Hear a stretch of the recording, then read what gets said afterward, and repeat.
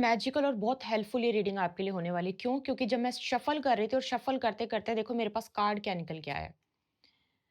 ये सिंबल की अगर मैं बात करूँ ना, ये सिंबल की, तो जब भी हम कोई हीलिंग करते हैं, जब भी हम कोई कोड कटिंग करते हैं या फिर जब भी हम ये हमारी प्रेयर्स का भी एक हिस्सा होता है और साथ में स्पिरिचुअलिटी में ये सिंबल हमारे लिए बहुत इम्पोर्टेंट है। अब ये सिंबल आपको पता है क्या बोलता है? ये सिंबल बोलता है कि who is the creator of your destiny? You are the creator of your destiny. ये कार्ड कैसे आपके लिए निकल के आए, ये मैं आपको शफ़ल करके बताऊँगी साथ में।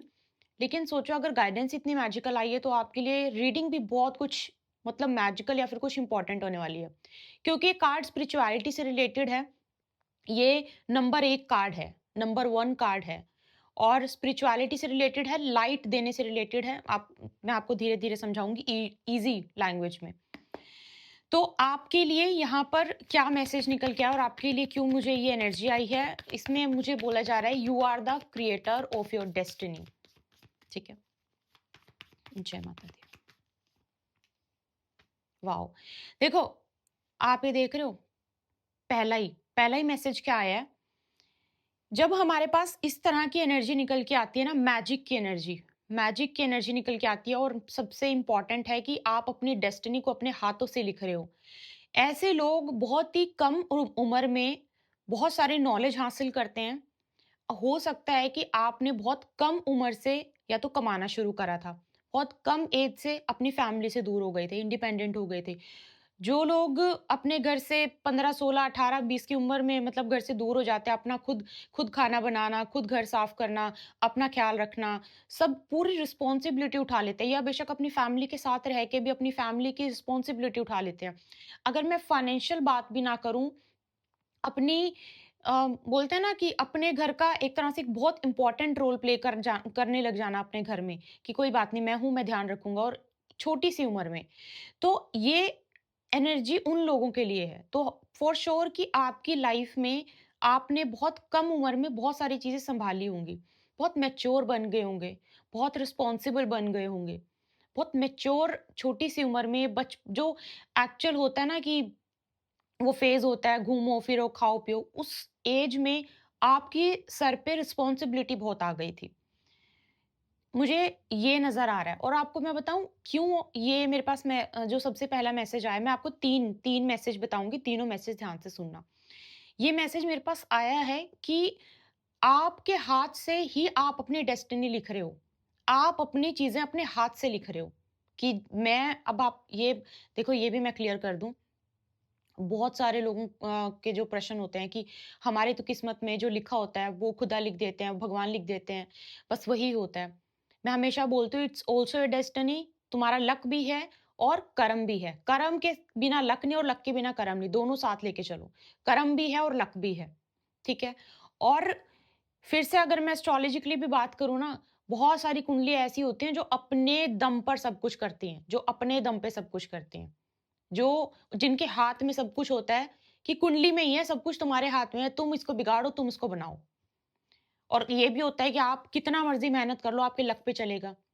टैरो में भी साफ यही होता है, साफ पता लग जाता है कि आपकी चीज़ें लक से चलेंगी और आपकी चीज़ें किसी-किसी का होता है कि पूरी मेहनत से चलेंगी। एक चीज़ और मैं आपको बताऊँ यहाँ पे, आप ये रीडिंग सुन रहे हो या तो आपके जुपिटर का ट्रांज़िट आपके 4th हाउस पे इस टाइम पे चल रहा है या फिर आपके 4th हाउस में जुपिटर है या फिर आपके 4th हाउस में मंगल है या फिर आपके 4th हाउस में राहु है या फिर आपकी अंतर्दशा मंगल की चल रही है। समथिंग इज़ हैपनिंग, ऐसा कुछ ना कुछ चल रहा होगा इस टाइम पे। आप एक बार कन्फर्म कर लेना, ठीक है? एक चीज़ और मैं आपको बताऊँ, यहाँ पर इस रीडिंग पे आपको लेके आने का यूनिवर्स का एक और मकसद मुझे नज़र आ रहा है। वो ये है कि अगर आजकल आपको किसी किसी के ड्रीम आ रहे हैं, ये ड्रीम हो सकता है कि आपके बॉयफ्रेंड का आ रहा है, आपकी गर्लफ्रेंड का, आपके स्पाउस का, या फिर ऐसा लग रहा है कि ये बहुत रेयर है, ठीक है? कि आपको ऐसा कोई ड्रीम आया कि somebody is taking advantage of you, somebody is cheating on you. आप समझ रहे हो कि कोई आप पे चीट कर रहा है, कोई आपका फ़ायदा उठा रहा है, कोई आपके ऊपर इल्ज़ाम लगा रहा है, समथिंग आपको हार्म कर रहा है किसी भी तरीके से।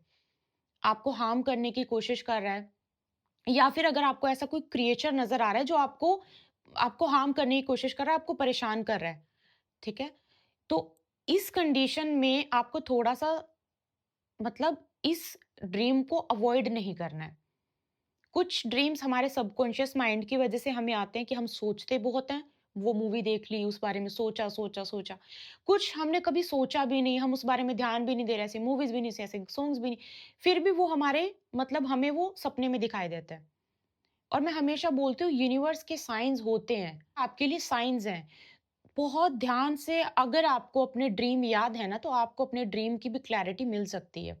थोड़ा-सा स्पेसिफिक फॉर एग्ज़ाम्पल मुझे कोई पूछे कि मैम मुझे स्नेक दिखाई दिया, तो ठीक है, स्नेक दिखाई देना बहुत सारी चीज़ें दिखाता है, पैसा भी दिखाता है। अब आप ऐसे इसको गूगल सर्च करोगे ना तो उसमें क्लैरिटी नहीं मिलेगी, क्यों? क्योंकि साँप बहुत अच्छा भी होता है और बहुत बुरा भी होता है। स एक स्नेक दिखने के बहुत मीनिंग होते हैं। नंबर 2 आपको एक बच्चा दिखाई देता है। बच्चा दिखना किस किस तरह से नज़र आया? उसने क्या पहना था, सिचुएशन क्या थी? वो बहुत डिपेंड करता है। बच्चा लड़का था, बच्ची लड़की थी, वो भी। अभी मुझे कभी-कभी पूछा जाता है रीडिंग्स में कि हमें एक अननोन मतलब हम उसको जानते नहीं हैं, अननोन मतलब कोई पर्सन ऐसा दिखता है कि उसका फेस नहीं दिखता। बस इंसान दिखता है कि कोई इंसान है, बस उसका फेस नहीं नज़र आता। तो इसके भी बहुत सारे मीनिंग्स हैं। तो अगर आपको एग्ज़ैक्ट बिल्कुल अपना सपना याद है तो उसको लिख लो और कभी किसी से पूछो तो एग्ज़ैक्ट सपना पूछना, क्योंकि आपका सपना आपको बहुत इम्पोर्टेंट कोई ना कोई गाइडेंस ज़रूर देगा। अगर आपको ड्रीम्स आते हैं तो मैं लिटरली बता रही हूँ आपको, प्लीज़ उनको अवॉइड मत करना।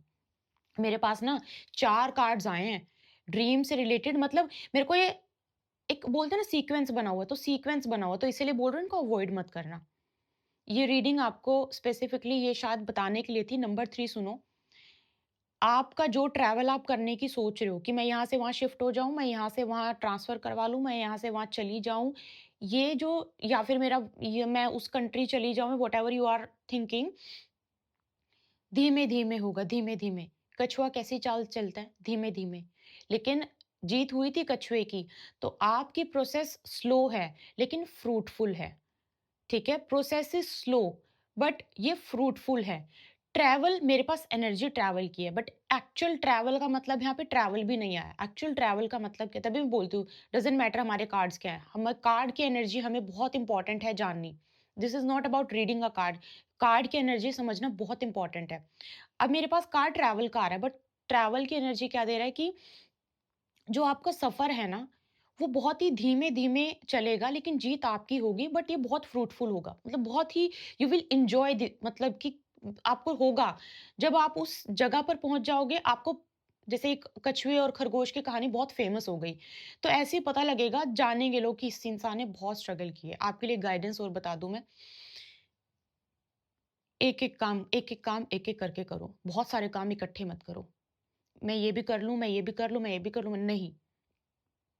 रिस्पॉन्सिबल हो, एक-एक काम धीरे-धीरे करो। एक करो, खत्म करो, दूसरा पकड़ो। एक अगर मान लो आपको लगता है कि मैंने एक जॉब में हाथ डाला हुआ है या फिर मैं मेरा फ़ोकस एक तरफ है, उसको पहले कंप्लीट करो, दूसरा उसके बाद छेड़ो। ये बहुत इम्पोर्टेंट है आपके लिए। ये आपके लिए मैं गाइडेंस भी एक तरह से दे रही हूँ।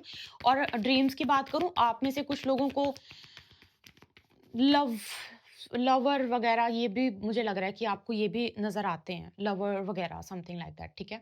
अब मैं आपको एक चीज़ दिखाती हूँ, ये देख लो, ठीक है?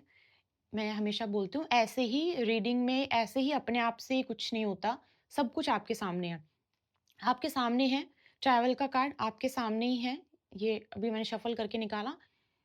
और आप जानते ही होंगे कि ये जब पैसे की बात करें ना तो वो बहुत अच्छे लेवल का पैसा, बट कैसे?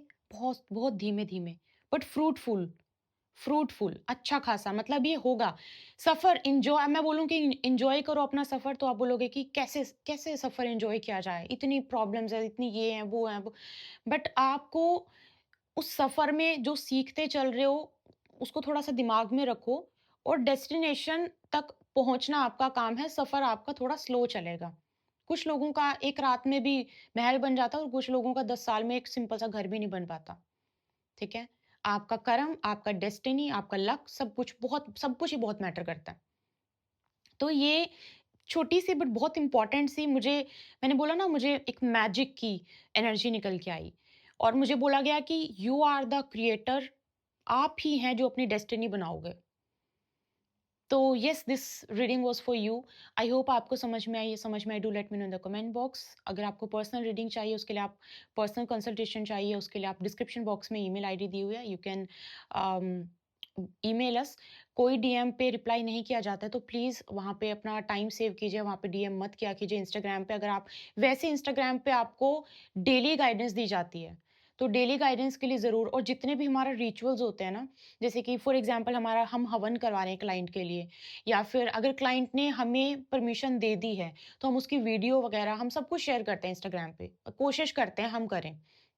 जैसे अभी हमने कार्तिक के महीने में किया, तो पूरा कार्तिक के महीने में हमने कोशिश की कि जितनी भी हमने रिचुअल्स हवन किए, और जितनी जितनी भी चीज़ें हुई, क्योंकि कार्तिक का महीने में हमारा हर साल यही चलता है।